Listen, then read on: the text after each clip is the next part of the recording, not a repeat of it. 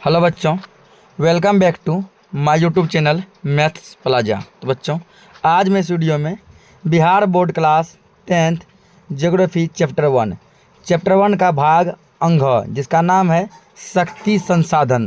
तो आज मैं इस चैप्टर के सभी प्रश्नों का सॉल्यूशन कराने वाला हूं। आइए देखते हैं। तो प्रश्न उत्तर में जो पहला जो यहाँ कैटेगरी दिया गया हुआ है ऑब्जेक्टिव प्रश्न, वस्तुनिष्ठ प्रश्न। तो इसमें पहला क्वेश्चन दिया गया है कि निम्न वर्जित किस राज्य में खनिज तेल का विशाल भंडार पाया जाता है। ठीक है, यानी कि भारत के किस राज्य में खनिज तेल का विशाल भंडार है। बिहार, असम, राजस्थान, मध्य प्रदेश। बताइए कहाँ पर जो है खनिज तेल का विशाल भंडार है। तो वह राज्य है असम। क्या है? असम। ऑप्शन ख। अगला है कि भारत के किस स्थान पर पहला परमाणु ऊर्जा स्टेशन स्थापित किया गया था। ठीक है ना। भारत के किस स्थान पर पहला परमाणु ऊर्जा स्टेशन स्थापित किया गया था। Option A Tarapur, option B Kalpakkam, option C Naroda, option D Kaiga.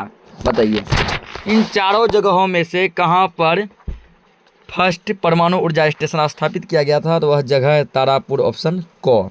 अगला है निम्न में कौन ऊर्जा स्रोत अनवीकरणीय है। जल, सौर, पवन, कोयला। इनमें से कौन जो है ऊर्जा स्रोत अनवीकरणीय कि एक बार जो खत्म हो जाएगा दोबारा बनाना लगभग उनको नामुमकिन है। ठीक ना। तो वो आपका हो गया कोयला। क्या हो गया? कोयला। कोयला क्या अनवीकरणीय ऊर्जा स्रोत है? तो ऑप्शन घ। अगला है निम्न में कौन प्राथमिक ऊर्जा का उदाहरण नहीं है। प्राथमिक ऊर्जा का उदाहरण नहीं है। कोयला, पेट्रोलियम, विद्युत, प्राकृतिक गैस। याद रखना है कोयला, पेट्रोलियम, प्राकृतिक गैस ये तीनों ही प्राथमिक ऊर्जा के उदाहरण हैं, लेकिन विद्युत प्राथमिक ऊर्जा का उदाहरण नहीं है। तो ऑप्शन ग। अगला ऊर्जा का गैर पारंपरिक स्रोत कौन है। कोयला, जलीय ऊर्जा, सौर ऊर्जा, परमाणु ऊर्जा। ऊर्जा का गैर पारंपरिक स्रोत कौन सा है। तो वो है सौर ऊर्जा। ऑप्शन ग। अगला है गोंडवाना समूह के कोयले का निर्माण कब हुआ था। 20,000 वर्ष पूर्व, 20 लाख वर्ष पूर्व, 20 करोड़ वर्ष पूर्व। इनमें से कोई नहीं। तो इसका निर्माण जो है आज से करीब करीब 20 करोड़ साल पहले हुआ था। ऑप्शन ग। अगला है भारत में कोयले का प्रमुख उत्पादक राज्य कौन सा है। सबसे अधिक कोयला भारत के किस राज्य में होता है।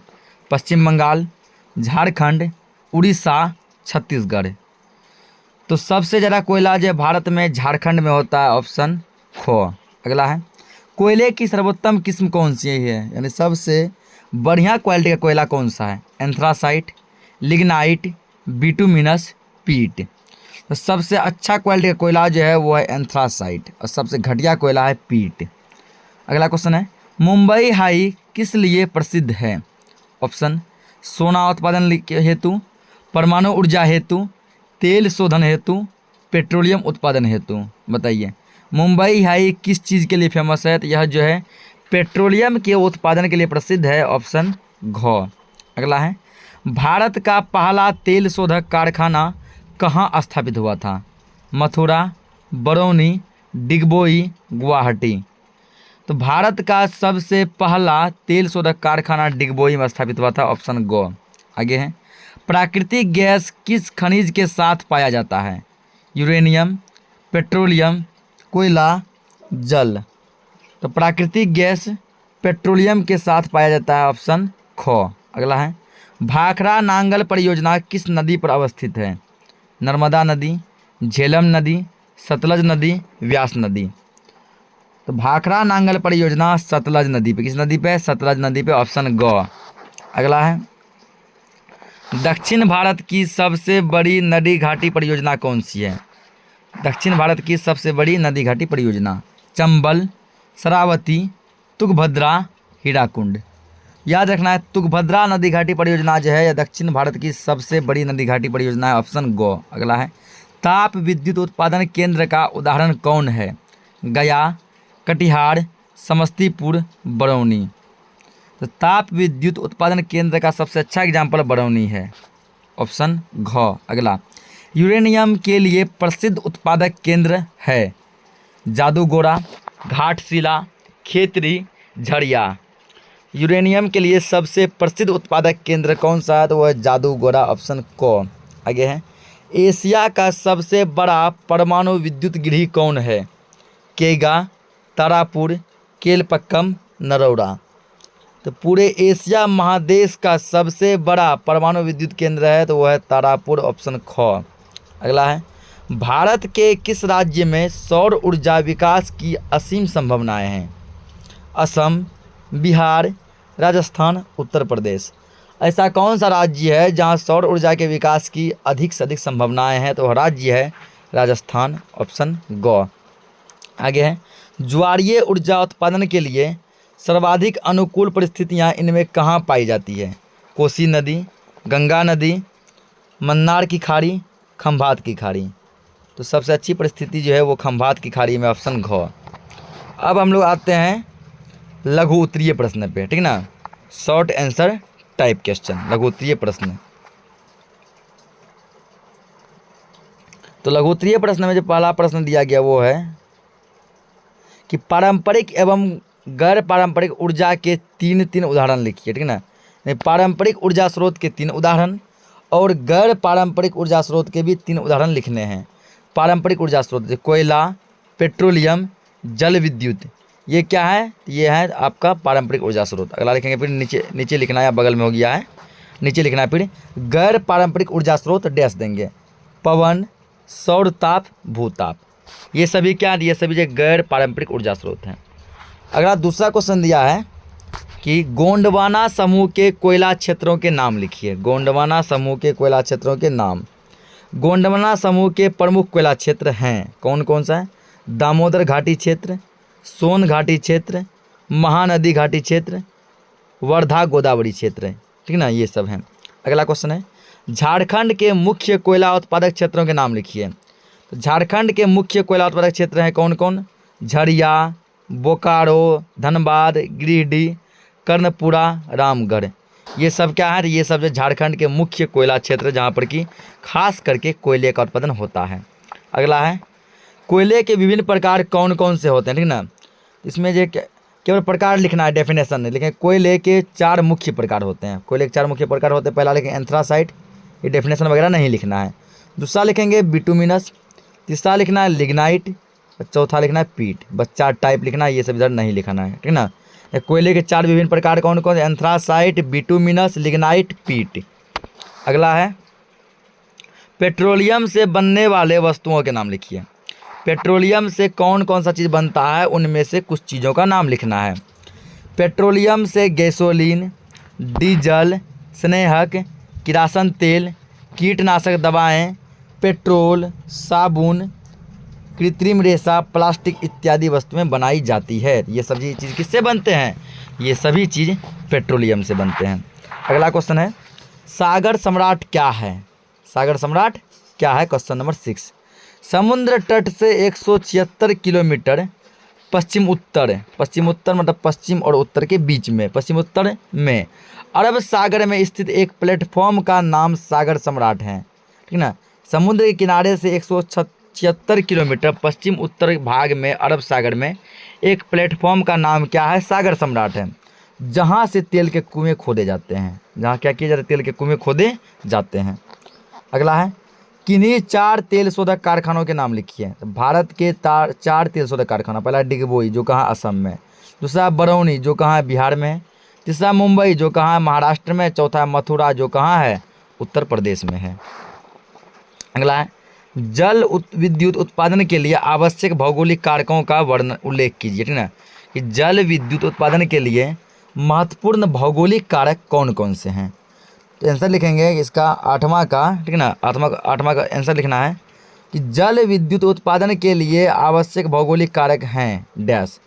पहला, वर्ष भर प्रचुर जल की नदी में उपलब्धता, यानी कि ठीक ना, नदी में पूरा सालों भर पानी की काफ़ी मात्रा होनी चाहिए, नदी भरा होना चाहिए। दूसरा, उत्पादित बिजली की मांग। तीसरा, उत्पादन तकनीक की उपलब्धता। चौथा, पर्याप्त पूंजी। 5वां, नदी मार्ग में ढाल एवं जल का तीव्र वेग। ये सभी सबसे महत्वपूर्ण इंपॉर्टेंट कारक हैं। अगला क्वेश्चन दिया 9 नंबर। 9वां क्वेश्चन है, नदी घाटी परियोजनाओं को बहुउद्देशीय परियोजना कहा जाता है, क्यों? ठीक ना, नदी बहुउद्देशीय मतलब कि बहुत सारे उद्देश्य को लेकर नदी घाटी परियोजना बनाई जाती है, ऐसा क्यों? उत्तर, कुछ नदी घाटी परियोजनाओं के अंतर्गत नदियों का बराज बनाकर सिंचाई कार्य, बिजली उत्पादन, बाढ़ नियंत्रण, मिट्टी कटाव की रोकथाम, मत्स्य पालन यानी कि मछली पालन, यातायात की सुविधा, मनोरंजन की सुविधा इत्यादि जैसी कई उद्देश्यों को पूरा किया जाता है। यानी एक नदी घाटी से इतने सारे उद्देश्यों को पूरा किया जाता है, इसीलिए इन्हें बहुउद्देशीय परियोजना कहा जाता है, ठीक ना, बड़ी बहुउद्देशीय परियोजना कहा जाता है। अगला है, निम्नलिखित नदी घाटी परियोजनाओं के राज्यों के नाम लिखिए, ठीक है। हीराकुंड, तुंगभद्रा एवं रिहंद। हीराकुंड नदी घाटी परियोजना किस राज्य में है? तुंगभद्रा कहाँ है? रिहंद कहाँ है? तो हीराकुंड परियोजना उड़ीसा में है, तुंगभद्रा आंध्र प्रदेश, रिहंद परियोजना उत्तर प्रदेश, ठीक ना।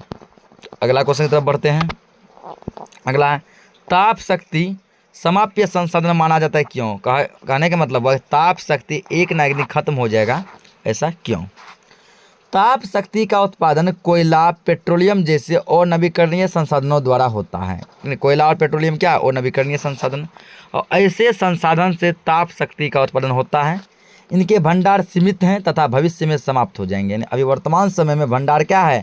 सीमित है, लिमिटेड है, और एक समय ऐसा आएगा कि ये खत्म हो जाएंगे। इसलिए इन पर निर्भर करने वाले ताप शक्ति को भी समाप्य संसाधन माना जाता है। अगला क्वेश्चन है, परमाणु शक्ति किन किन खनिजों से प्राप्त होता है, उल्लेख कीजिए।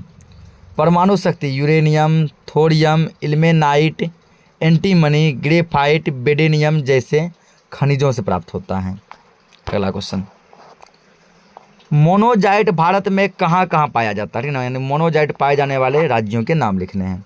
मोनोजाइट भारत के केरल राज्य के साथ साथ ही तमिलनाडु, आंध्र प्रदेश और उड़ीसा के तटीय क्षेत्रों में पाया जाता है। अगला क्वेश्चन, सौर ऊर्जा के उत्पादन विधि का उल्लेख करें। सोलर प्लेट पर लगे, आंसर है उसका उत्तर में, ठीक ना, सोलर प्लेट पर लगे फोटोवोल्टिक सेल पर जब सूर्य की किरणें पड़ती है तब ये सेल सूर्य किरणें को ऊर्जा में परिवर्तित कर देती है, ठीक ना। सोलर प्लेट पर जब सूर्य की किरणें पड़ती है, उस किरणें को क्या करती है? ऊर्जा में बदल देती है, जिसे सौर ऊर्जा कहा जाता है। क्या कहते हैं इसको? सौर ऊर्जा कहते हैं। अगला है, भारत के किन किन राज्यों में पवन ऊर्जा के लिए अनुकूल भौगोलिक परिस्थितियां हैं? भारत में पवन ऊर्जा के लिए अनुकूल भौगोलिक परिस्थितियां राजस्थान, गुजरात, महाराष्ट्र, कर्नाटक एवं तमिलनाडु जैसे राज्यों में हैं। इस प्रकार लघुत्तरीय प्रश्न खत्म हो गया। अब हम लोग आते हैं दीर्घोत्तरीय प्रश्न पे, जो कि आपके एग्जाम में जब भी पूछेगा 5 नंबर का पूछेगा। देखते हैं दीर्घोत्तरीय प्रश्नोत्तर।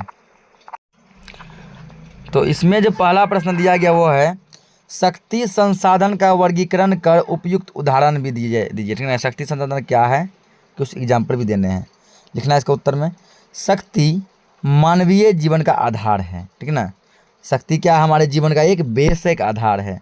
इन संसाधनों के आधार पर ही संसाधनों के आधार पर औद्योगिकरण एवं नगरीकरण संभव है, ठीक ना। उसके बाद प्रयास लिखना है। शक्ति के कई साधन हैं, परंतु विभिन्न आधारों पर इनको कई वर्गों में बांटा जा सकता है। पहला नंबर 1, ठीक है, इसको रोमन में लिखेंगे, ये जो लिखा गया इसको लिखेंगे रोमन में, ठीक ना। रोमन में लिखना है, उपयोग के आधार पे, उपयोग के आधार पर, पहला उपयोग के आधार पर, ठीक ना। तो फिर यहाँ पर डॉट देके डैश देंगे। उपयोग के आधार पे, उपयोग स्तर के आधार पर वैज्ञानिकों ने शक्ति के संसाधन को 2 वर्गों में बांटा। कितने वर्गों में? 2 वर्गों में। पहला सतत शक्ति के साधन, सतत शक्ति के साधन, ठीक ना, 2 वर्गों में बांटा, डैश देंगे, फिर नीचे से लिखेंगे को नंबर देंगे, सतत शक्ति के साधन डैश, इसमें लिखना है। इन साधनों में भूतापीय ऊर्जा, पवन ऊर्जा, सौर ऊर्जा इत्यादि शामिल हैं, ठीक। फिर नीचे लिखेंगे ख नंबर में, समापनीय शक्ति के साधन जो खत्म हो जाएंगे, फिर डैश देके इसमें लिखना है। इसके अंतर्गत कोयला, पेट्रोलियम, प्राकृतिक गैस एवं परमाणु खनिज जैसे समाप्त होने वाले संसाधन शामिल हैं। ये हुआ कौन सा? उपयोग के आधार पे। अब लिखेंगे फिर उपयोगिता के आधार पर, उपयोगिता के आधार पे रोमन नंबर 2 में देखें। तो इस आधार पर ऊर्जा संसाधन को 2 वर्गों में बांटा गया है। एक और नंबर, प्राथमिक ऊर्जा जैसे कोयला, पेट्रोलियम, प्राकृतिक गैस, परमाणु ऊर्जा खनिज इत्यादि। दूसरा, गौण ऊर्जा जैसे विद्युत, जो प्राथमिक ऊर्जा से प्राप्त उत्पन्न किया जाता है, ठीक ना, प्राथमिक ऊर्जा प्राथमिक खनिजों से उत्पन्न किया जाता है। और तीसरा क्या है, तो तीसरा जो ये है, ठीक ना, ये काफ़ी ज़्यादा लंबा है, तो तीसरा इसका दिया गया है स्रोत की स्थिति के आधार पे, स्रोत की स्थिति के आधार पर, इस आधार पर भी शक्ति को, इस आधार पर शक्ति संसाधन को दो वर्गों में बांटा जाता है। पहला क्षयशील संसाधन जैसे कोयला, पेट्रोलियम, प्राकृतिक गैस इत्यादि। दूसरा अक्षयशील यानी अक्षयशील संसाधन जैसे प्रवाही जल, सौर ऊर्जा, पवन एवं ज्वारीय तरंगे इत्यादि। दूसरा है संरचनात्मक गुणों के आधार पर। अगला क्या है, रोमन नंबर 4 में संरचनात्मक गुणों के आधार पर। तो इसके तहत शक्ति संसाधन को जैविक एवं अजैविक संसाधन के रूप में बांटा जाता है। क नंबर जैविक संसाधन मानव एवं अन्य पशु इत्यादि, या फिर देंगे ख नंबर, या रोमन नहीं देंगे, क्या देंगे, ख देंगे। अजैविक संसाधन जल शक्ति, पवन शक्ति, सौर शक्ति इत्यादि। फिर अब रोमन नंबर 5 में लिखना है, रोमन नंबर 5 देंगे, फिर लिखना है उसमें समय के आधार पे। इस दृष्टि से इन्हें परंपरागत एवं गैर परंपरागत साधनों में बांटा जाता है। अब पहले को नंबर यहाँ लिखेंगे, को नंबर देके परंपरागत संसाधन जैसे कोयला, जल, पेट्रोलियम, प्राकृतिक गैस, ये क्या है, परंपरागत संसाधन है। दूसरा गैर परंपरागत संसाधन पवन, सौर, ज्वार, भूताप, बायोगैस इत्यादि, ये सभी क्या है, तो गैर परंपरागत साधन हैं। अगला क्वेश्चन देखते हैं।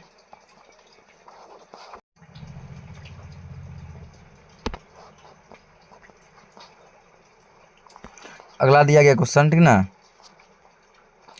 दूसरा क्वेश्चन है दीर्घोत्तरीय का, भारत के पारंपरिक शक्ति के विभिन्न स्रोतों का विवरण प्रस्तुत कीजिए। उत्तर में लिखेंगे भारत में पारंपरिक शक्ति के साधनों के अंतर्गत कोयला, पेट्रोलियम, जल विद्युत, परमाणु ऊर्जा को शामिल किया गया है। पहला कोयला के बारे में, कोयला, तो कोयला के अंदर लिखना है डैश देके, कोयला पारंपरिक ऊर्जा साधनों में सबसे पुराना स्रोत है। भारत में इसकी कुल अनुमानित भंडार 25,530 करोड़ टन है। यहाँ कोयला गोंडवाना और टर्शियरी कालीन चट्टानों में पाया जाता है। इतना ही लिखना है, ठीक है ना, पाया जाता है। अगला लिखेंगे पेट्रोलियम, 2 नंबर क्या लिखना है, पेट्रोलियम। मिस्टेक से 3 नंबर जाएगा, क्या होगा, 2 नंबर होगा ये पेट्रोलियम। पेट्रोलियम भारत में पाया जाने वाला, ठीक ना, भारत में पेट्रोलियम का अनुमानित भंडार 17 अरब टन है। कितना है, 17 अरब टन है। देश में पेट्रोलियम का उत्पादन इयोसीन और मायोसीन कालीन चट्टानों से होता है। इयोसीन और मायोसीन कालीन चट्टानों से होता है, ठीक है ना, इतना लिखेंगे, इसके अंदर काम चल जाएगा। अगला लिखेंगे तीसरा नंबर जल विद्युत। क्या है, जल विद्युत। देश में जल विद्युत उत्पादन के लिए कई परियोजनाएं विकसित की गई है। इनमें से भाखड़ा नांगल, दामोदर घाटी, कोसी, हीराकुंड, रिहंद, चंबल, तुंगभद्रा इत्यादि प्रमुख परियोजनाएं हैं। चौथा लिखना है परमाणु ऊर्जा। भारत में परमाणु या रेडियो सक्रिय, परमाणु अथवा रेडियो सक्रिय की प्रचुरता के कारण परमाणु विद्युत, क्या दिए, प्रचुरता के कारण परमाणु बिजली उत्पादन की अच्छी संभावनाएं हैं। बिजली उत्पादन की क्या अच्छी संभावना है। परिणाम स्वरूप देश में परमाणु विद्युत गृह क्रमशः तारापुर, कोटा, कलपक्कम, नरौरा, काकरापार, कैगा एवं कुडनकुलम में स्थापित एवं कार्यरत हैं। फुल स्टॉप देखिए, यहाँ तक लिखें, कार्यरत हैं। अगला प्राकृतिक गैस। प्राकृतिक गैस से भी विद्युत या ऊर्जा का काम देश में लिया जा रहा है। ये हो गया दूसरा क्वेश्चन। अब हम लोग आते हैं तीसरे क्वेश्चन की तरफ। तीसरा क्वेश्चन है गोंडवाना कालीन कोयले का भारत में वितरण का विवरण दीजिए। भारत में ये कोयला कहाँ कहाँ बटा हुआ है, ठीक ना, उसका उत्तर यहाँ से लिखना है। वितरण नहीं लिखना है आप लोग को, बस या वितरण के उत्तर लिखना और यहाँ से लिखना है। गोंडवाना कालीन कोयला भंडारों में एंथ्रासाइट एवं बिटुमिनस किस्म का कोयला पाया जाता है। एंथ्रासाइट यानी गोंडवाना में एंथ्रासाइट और बिटुमिनस टाइप का कोयला पाया जाता है, ठीक ना। देश के पाया जाता है, फुल स्टॉप देंगे। देश के झारखंड, छत्तीसगढ़, उड़ीसा, महाराष्ट्र, मध्य प्रदेश, पश्चिम बंगाल जैसे राज्यों में यह सीमित हैं। यहाँ ये देश के, ये देश के, यहाँ पे ये होगा, ये देश के झारखंड सीमित है। अब लिखेंगे झारखंड में, ठीक ना। अब क्या लिखेंगे, पहले झारखंड, झारखंड देखिए अपना डैश देना है।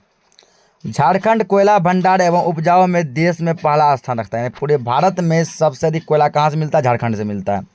यहाँ देश के कुल कोयला भंडार का 30% हिस्सा सुरक्षित है। यहाँ के प्रमुख उत्पादक क्षेत्रों में बोकारो, झरिया, रामगढ़, कर्णपुरा इत्यादि शामिल हैं। यहाँ तक लिखेंगे इत्यादि शामिल हैं। अगला लिखें छत्तीसगढ़। इस राज्य में कुल 15% कोयला सुरक्षित भंडार से है। यहाँ का कोयला चिरीमिरी, कुर्सिया, विश्रामपुर, झिलमिली, सोनहाट एवं कोरबा देश का 16% कोयला उत्पादित होता है। लिखना इतना लिखेंगे। अगला उड़ीसा। यहाँ देश का 1/4 कोयला का भंडार है, जिसमें तालचेर प्रमुख उत्पादक क्षेत्र है। अगला महाराष्ट्र। यहाँ देश का 3% कोयला है, जहाँ चांदा, वर्धा, कांपटी एवं बंदेरे से देश का 9% कोयला उत्पादित होता है। अगला है मध्य प्रदेश। यहाँ 7% कोयला भंडार है। यहाँ के प्रमुख कोयला उत्पादक क्षेत्रों में सिंगरौली, सोहागपुर, उमरिया, पेंच, मोहपानी इत्यादि हैं। अगला है पश्चिम बंगाल। यहाँ रानीगंज देश का प्रमुख कोयला उत्पादक क्षेत्र स्थित है, ठीक ना। इतना ही लिखेंगे, ये काफ़ी है। ये नीचे इसके अतिरिक्त ये सब नहीं लिखना, ठीक ना। अब हम लोग बढ़ते हैं अगले क्वेश्चन की तरफ। अगला क्वेश्चन दिया है क्या, कोयले के वर्गीकरण कर उनकी विशेषताओं को लिखें। कोयला कितने प्रकार के होते हैं ये आपको बताना है, और सभी प्रकार के कोयले की क्या क्या विशेषताएं हैं उन विशेषताओं को भी बताना है। तो कोयला ऊर्जा देने वाला पारंपरिक स्रोत है। यह 4 प्रकार का होता है। कोयला कितना प्रकार का होता है? 4 टाइप का। पहला होता है एंथ्रासाइट। इस प्रकार के कोयले में कार्बन की मात्रा 80% से अधिक होती है तथा नमी नहीं के बराबर होती है। नहीं, कार्बन 80% और नमी नहीं के बराबर। परिणाम स्वरूप जलाने या जलने पर यह कोयला ताप अधिक देता है एवं इससे धुआं नहीं निकलता। यहाँ तक लिखेंगे ना। इस कोयले की क्या खासियत है? इससे ताप यानी हीटनेस, गर्मी काफ़ी निकलेगा, ठीक है, और धुआं बहुत ही कम देगा, लगभग धुआं नहीं निकलेगा। अगला है बिटुमिनस। इस प्रकार के कोयले की, ठीक है, बिटुमिनस में लिखेंगे, इस प्रकार के कोयले की किस्म में कार्बन की मात्रा 60 से 80% तक होती है। बिटुमिनस जैसे कोयले में कोयले लिखा है जहाँ ये मिटाया हुआ है, तो यहाँ पे इस कोयला में क्या होता है, 60 से 80% कार्बन की मात्रा होती है। फलतः जलने पर यह उष्मा और धुआं दोनों प्रदान करता है। उष्मा और धुआं दोनों प्रदान करता है। यहाँ तक लिखेंगे। अगला लिखना है लिग्नाइट। इसे निम्न कोटि का कोयला कहते हैं। इसे निम्न कोटि का कोयला कहा जाता है जिसमें कार्बन की मात्रा 30 से 60% तक होती है। 30 से 60%। नमी की उपस्थिति के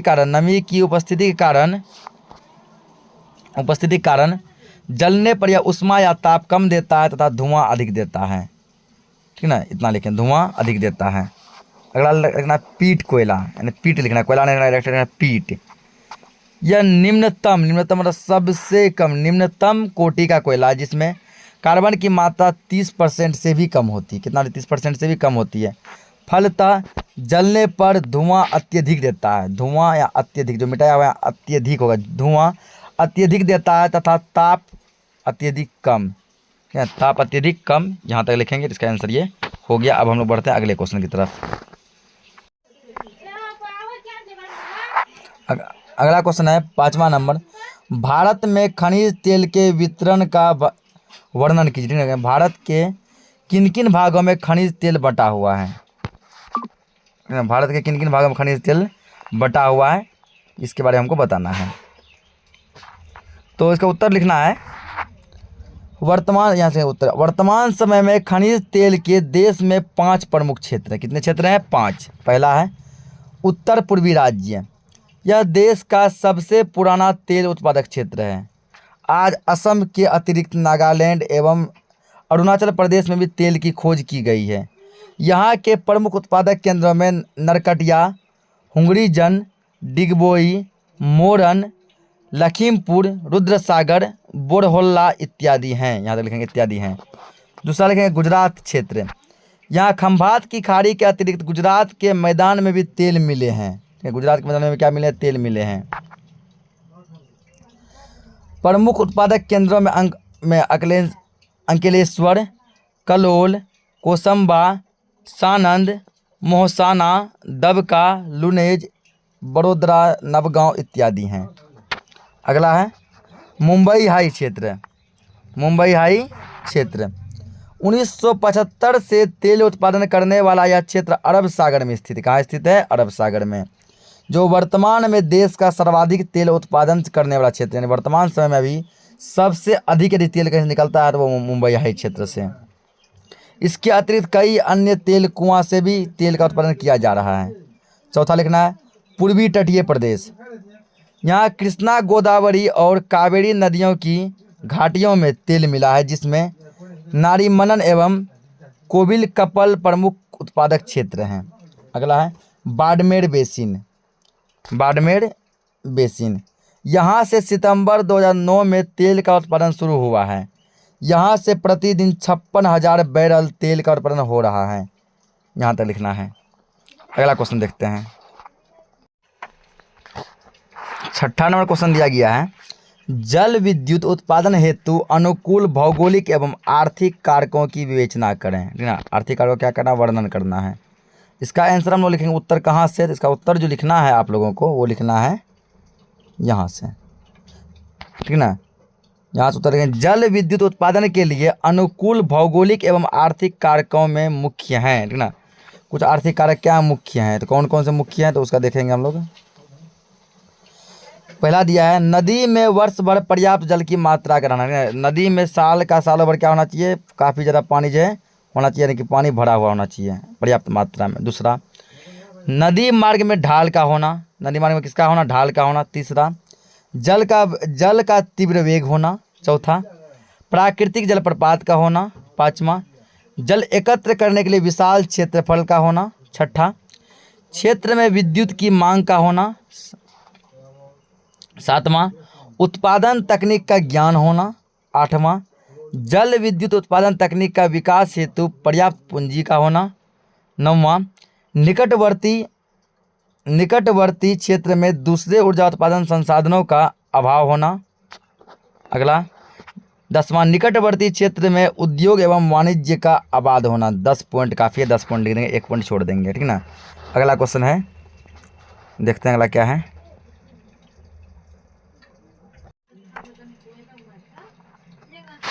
अगला क्वेश्चन दिया है 7वां नंबर, संक्षिप्त भौगोलिक टिप्पणी लिखिए। ठीक ना, क्या करना, कुछ लिखना है, जैसे किस किस पे टिप्पणी लिखना। भाखड़ा नांगल परियोजना, दामोदर घाटी परियोजना, कोसी परियोजना, हीराकुंड परियोजना, रिहंद परियोजना और तुंगभद्रा परियोजना, इन सब के बारे में बताना है। ठीक ना, सब के बारे में हमको व्याख्या करना है, तो उसका उत्तर लिखेंगे। पहला क्या है, भाखड़ा नांगल परियोजना, इसके बारे में लिखना है। यह सतलज नदी पर निर्मित न केवल भारत की सबसे बड़ी परियोजना है, बल्कि सबसे बड़ी परियोजना, तो पूछेगा भारत की सबसे बड़ी परियोजना कौन सी है, तो भाखड़ा नांगल परियोजना।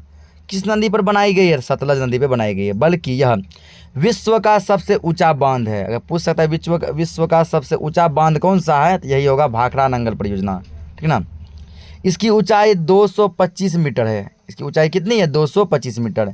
इस पर 4 शक्तिगृह स्थापित हैं, जो 7 लाख किलोवाट विद्युत उत्पन्न कर पंजाब, हरियाणा, दिल्ली, उत्तरांचल, उत्तर प्रदेश, हिमाचल प्रदेश, राजस्थान तथा जम्मू कश्मीर जैसे राज्यों की कृषि एवं औद्योगिक प्रगति में क्रांतिकारी परिवर्तन ला दिया है। पूरा लिखना पड़ेगा इसमें। दूसरा है दामोदर घाटी परियोजना। झारखंड एवं पश्चिम बंगाल को दामोदर नदी की प्रलयकारी बाढ़ से बचाने के लिए जल विद्युत उत्पादन करने के लिए तिलैया, मैथन, कोनार और पंचेत पहाड़ी में बांध बनाकर इस परियोजना का विकास किया गया है। किस परियोजना का, दामोदर घाटी परियोजना का। यहाँ 1300 मेगावाट जल विद्युत उत्पन्न किया जाता है, जिसका लाभ बिहार, झारखंड एवं पश्चिम बंगाल को प्राप्त है। अगला परियोजना कौन सा है, कोसी परियोजना। इसमें लिखना है उत्तर बिहार की अभिशाप कोसी नदी पर हनुमान नगर कहाँ है, नेपाल में। ठीक ना, पूछिएगा बिहार का अभिशाप किसको कहते हैं, कोसी नदी को। खास करके किस बिहार का, उत्तर बिहार का, क्योंकि उत्तर बिहार में जो है अगर बाढ़ आता है वो कोसी नदी के कारण ही बाढ़ आता है ना, इसलिए बिहार का शोक नदी कोसी नदी कहा जाता है। उत्तर बिहार के अभिशाप कोसी नदी पर हनुमान नगर कहाँ है, नेपाल में। हनुमान नगर में बांध बनाकर इस परियोजना में 20,000 किलोवाट विद्युत उत्पन्न किया जाता है। विद्युत उत्पन्न किया जाता है। इसकी आधी बिजली, इराकी नहीं होगा, इसकी होगा, इसकी आधी बिजली नेपाल और शेष बिहार में खपत किया जाता है, यानी कि इस परियोजना से नेपाल और बिहार दोनों को लाभ है। अगला है हीराकुंड परियोजना। यह महानदी पर निर्मित विश्व की सबसे लंबी, ठीक ना, परियोजना है। पूछेगा विश्व की सबसे लंबी परियोजना कौन सी है, तो हीराकुंड परियोजना। इसकी लंबाई कितनी है, 4801 मीटर, इतना लंबा ये है, ठीक ना। जहां 2.7 लाख किलोवाट विद्युत का उत्पादन होता है, जिसका उपयोग उड़ीसा एवं सीमावर्ती राज्यों द्वारा किया जाता है।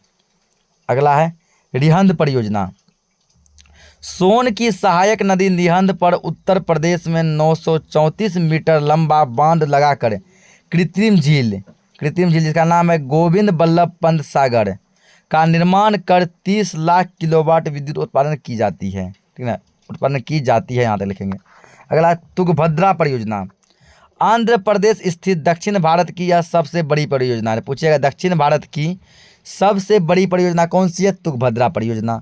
और पूछ सकता है कि तुंगभद्रा परियोजना किस राज्य में है, तो आंध्र प्रदेश में है, जो कृष्णा की सहायक नदी तुंगभद्रा पर निर्मित है। इसकी विद्युत उत्पादन क्षमता 1 लाख किलोवाट है। कितनी है, 1 लाख किलोवाट। इसका निर्माण कर्नाटक एवं आंध्र प्रदेश राज्य के सहयोग से हुआ है, ठीक है, 2 राज्यों को मिला के सहयोग से हुआ है। अगला क्वेश्चन अब हम लोग देखते हैं।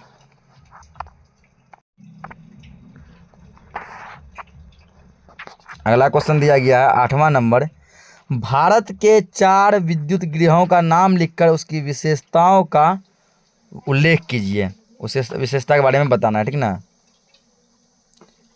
क्या करना, विशेषता के बारे में बताना है।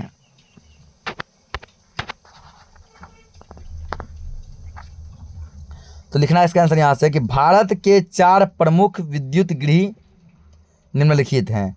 भारत के 4 प्रमुख विद्युत गृह निम्नलिखित हैं। पहला लिखेंगे तारापुर परमाणु संयंत्र।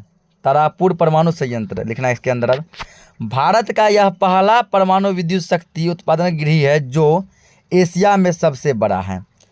ऑब्जेक्टिव फंस सकता है, एशिया में सबसे बड़ा विद्युत गृह कौन सा है, तारापुर परमाणु संयंत्र।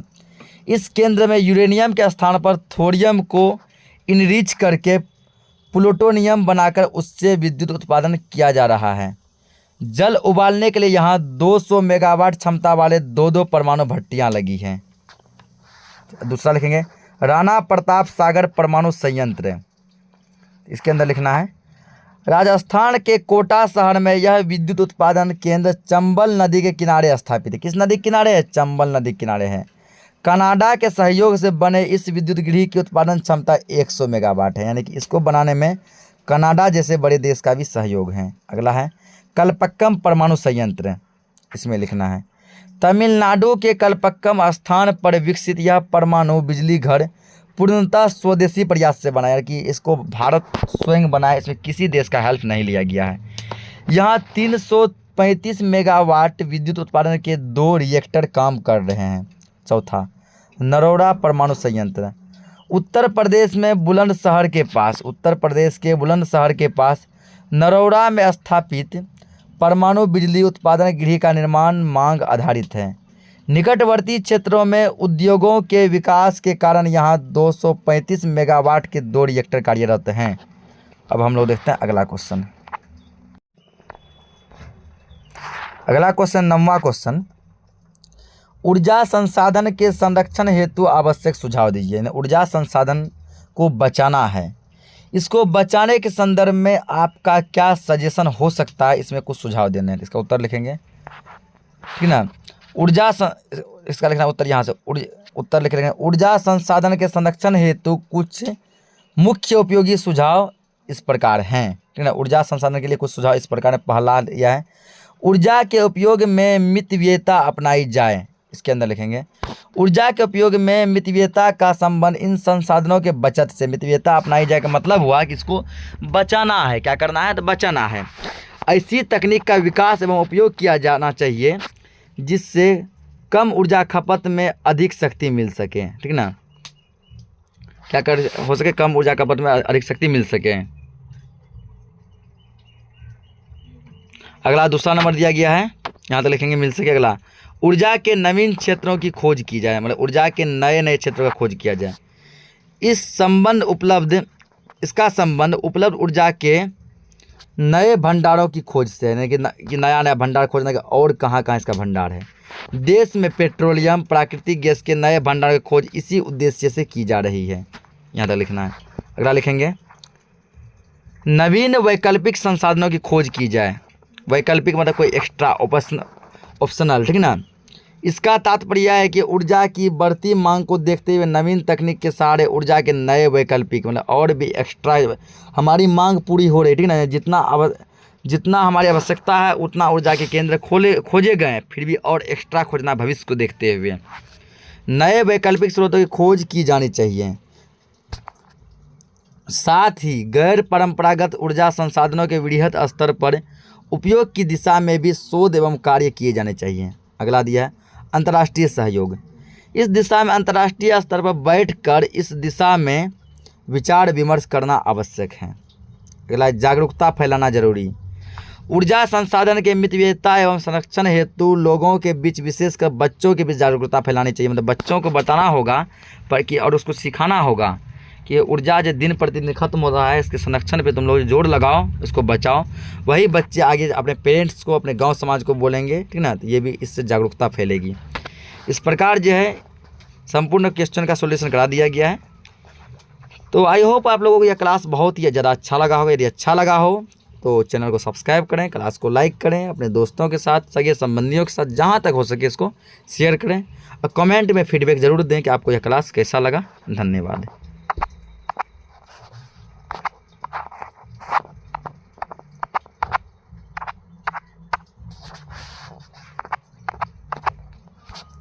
तो इस प्रकार ये चैप्टर 1 का जो है 5वां भाग था और सभी भाग यहाँ पर अब जो है ख़त्म हो जाते हैं। तो हम लोग अब जो है नेक्स्ट चैप्टर में मिलेंगे।